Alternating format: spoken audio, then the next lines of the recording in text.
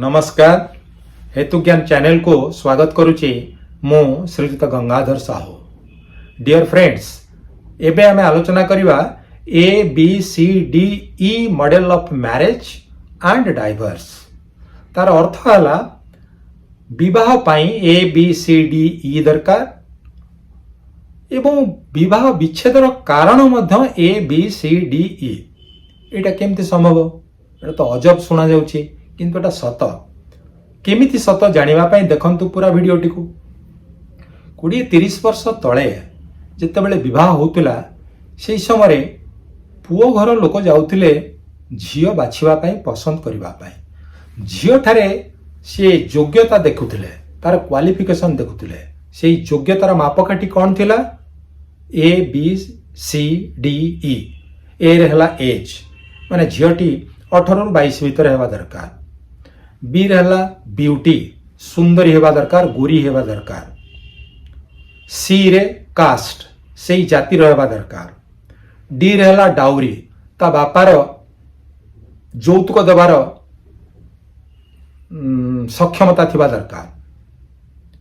ई रे झियर किछि educational qualification दरकार मिनिमम, लाइक 7th क्लास हो कि 10th क्लास हो एमती थिला।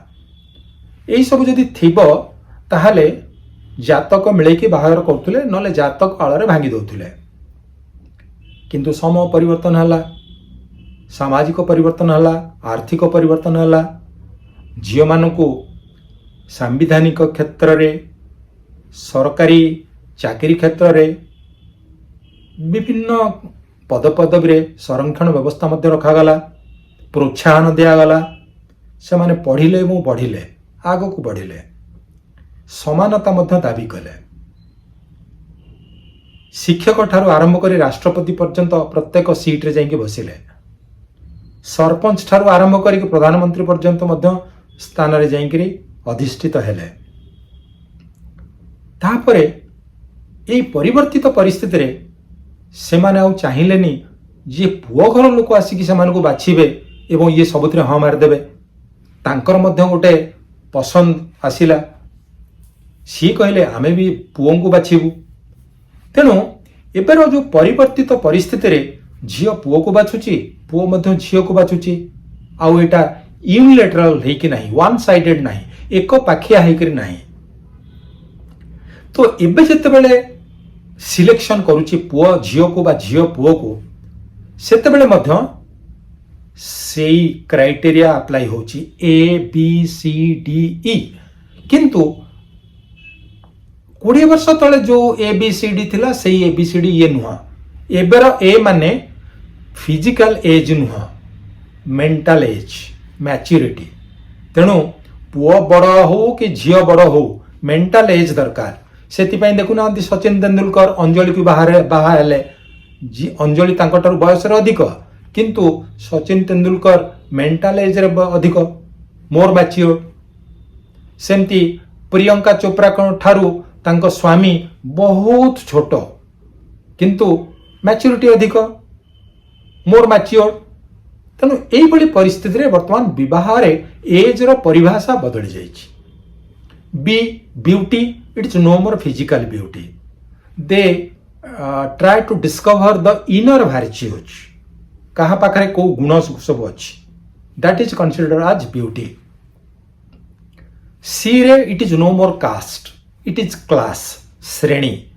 जमती IAS को बाहा होची, OS को बाहा होची, डाक्तर को बाहा होची, इंजीनियर को बाहा होची, बैंकर को बाहा होची, IT पिला को बाहा होचंती, मैनेजमेंट पिला को बाहा होचंती। तेणु एई भली भाव रे श्रेणी भीतर ही बाहागरटा अधिक होची। This is the new norm now. आउ डी रहला not dowry, it is digital competence. तामाने से देखुचंत जे पुओ हो बा झियो हो कंप्यूटर ज्ञान अच्छे ना नहीं, नले एम्प्लॉयबिलिटी नथिबो, माने से चाकरी करिवार योग्यता तार रहिबने। सेथि पई D factor means digital competency, computer knowledge.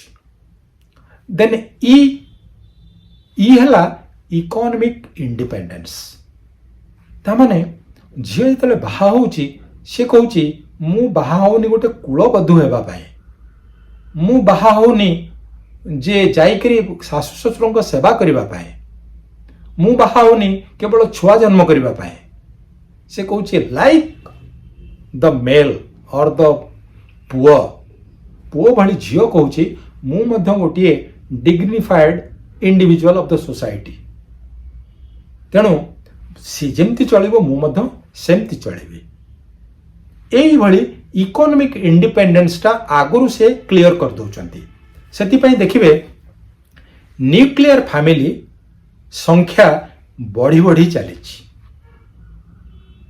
Correct okay वर्तमान समय बदलिला सामाजिक अर्थनैतिक सरकारी सांविधानिक सब व्यवस्था परिवर्तन है झील माने आगु को आसिले झील मानकर ये जो इकोनॉमिक इंडिपेंडेंस आउ इक्वालिटी आउ मोबिलिटी ये गोटे चिंतार कारण है एवं सेथिपाई वर्तमान कौन है ना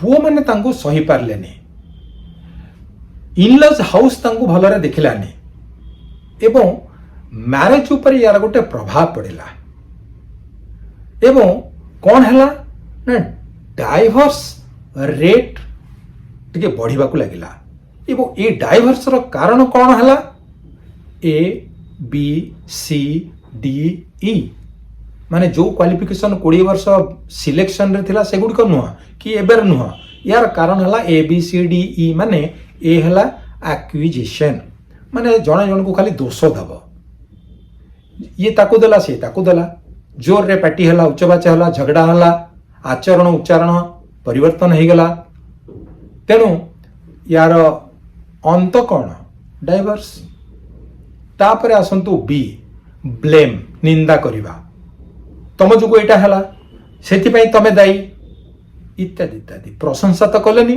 किंतु ब्लेम करवा आरंभ कले सी रे आसला कोयर्सन जबरदस्ती तुमको तुम बाप घर को यहाँ आने को पड़ो तुमको चाकरी छाड़ा पड़ो तुमको घर रही पितामाता को सेवा करने पड़ो इत्यादि इत्यादि ये तो संभव नुह तेणु जबरदस्ती है माने मैरिज ब्रेक करीगला